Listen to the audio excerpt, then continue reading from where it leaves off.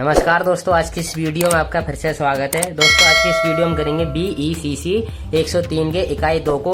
हमारी इकाई का नाम है चक्रीय प्रवाह एवं राष्ट्रीय आय का लेखांकन। ठीक है दोस्तों, इससे पहले मैं आय की अवधारणा, ये चक्रीय प्रवाह की अवधारणा का टॉपिक करवा चुका हूँ और भी मैंने इसे चैप्टर के 2-3 टॉपिक करवा दिए हैं। अगर आपने वो नहीं देखे हैं तो वो आप डिस्क्रिप्शन में लिंक दिए गए वहाँ से देख सकते हैं, नहीं तो आप आई बटन पे क्लिक करके भी देख सकते हैं। चलिए आज की इस वीडियो में करेंगे एक अनावृत अर्थव्यवस्था। ठीक है दोस्तों, एक अनावृत अर्थव्यवस्था में प्रवाह, जैसे कि एक कोई अनावृत अर्थव्यवस्था है, इसमें प्रवाह कैसे होता है। चलिए शुरू करते हैं आज की इस वीडियो को। एक समृद्ध अर्थव्यवस्था एक अर्थव्यवस्था जिसके शेष विश्व के साथ आयात निर्यात इत्यादि के रूप में किसी भी प्रकार का आर्थिक लेन देन न के प्रवाह को दिखाया गया है। देखिए एक अनावृत अर्थव्यवस्था होती है, इसमें क्या होता है कि जो भी आर्थिक लेन देन होता है वो क्या होता ही नहीं है, आयात निर्यात होता ही नहीं। ठीक है, किसी अन्य देशों के साथ। ऐसी अर्थव्यवस्था को हम क्या कहते हैं, अनावृत अर्थव्यवस्था कहते हैं। और इसी को हम अनावृत अर्थव्यवस्था हो गई।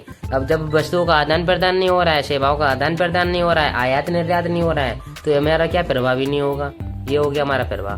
ठीक है, अब इसमें क्या दे रखे हैं, कुछ पॉइंट दे रखे हैं। जब एक अर्थव्यवस्था अनावृत अर्थव्यवस्था हो तो निम्नलिखित लेन देन को भी अर्थव्यवस्था के प्रभाव में सम्मिलित किया जाएगा। देखते हैं पहला फर्स्ट पॉइंट क्या कहता है। उद्यमों के उत्पादन का कुछ भाग उपभोग अथवा निवेश कार्यों के लिए छोड़कर शेष भागों को शेष विश्व को निर्यात किया जा सकता है। इस निर्यात के बदले में शेष विश्व द्वारा उद्यमों को भुगतान किया जाता है। जैसे कि कोई फैक्ट्री का मालिक है, जैसे कि उसने किसी अपने जो उपभोग है, कंजप्शन का कुछ पार्ट क्या अपने पास रख लिया और शेष क्या बाहर भेज दिया, किसी को बेच दिया। ठीक है, सेलिंग कर दी उसकी।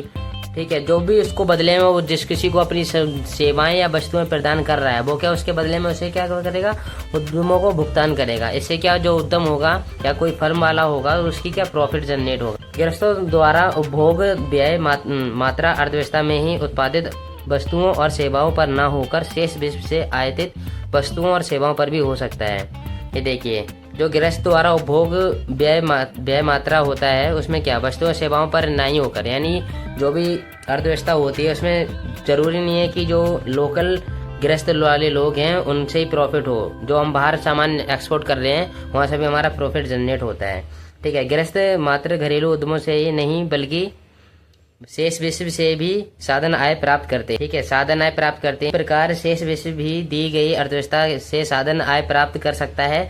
विदेशों से प्राप्त साधन आय में से शेष विश्व को दी गई साधन आय कम कर देने पर विदेशों से शुद्ध साधन आय प्राप्त होती है, जो धनात्मक हो सकती है और ऋणात्मक भी हो सकती है। देखिए क्या होता है दोस्तों, जैसे कि आपने कुछ चीजें बाहर से इंपोर्ट की और कुछ चीजें आपने बाहर से एक्सपोर्ट की। हम दोनों का अब देखेंगे तो क्या करेंगे, जो अगर हमें शुद्ध प्रॉफिट चाहिए तो हम क्या करेंगे, हम जैसे कि हमें 5 लाख का प्रॉफिट हुआ था, ठीक है, और हमें क्या 2.5 लाख का लॉस हुआ, ठीक है, या 2.5 लाख की हमारी वस्तुएं क्या बाहर भेजी गई, तो हम उसके बाद हम क्या करेंगे, इसी तरह हमारे प्रोसेस चलता रहेगा। ये जो आय होती है शुद्ध आय, वो कभी भी ऋणात्मक हो सकती है, कभी धनात्मक भी हो सकती है।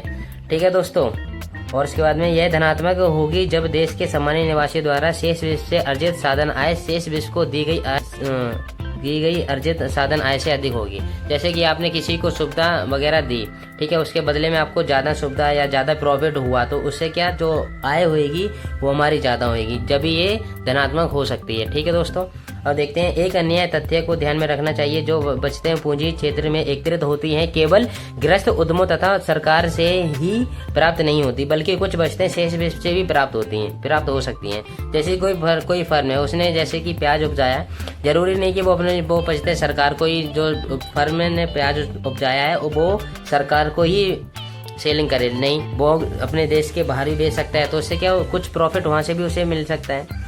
ठीक है, जिसे शेष विश्व से निबल पूंजी प्रवाह कहा जाता है।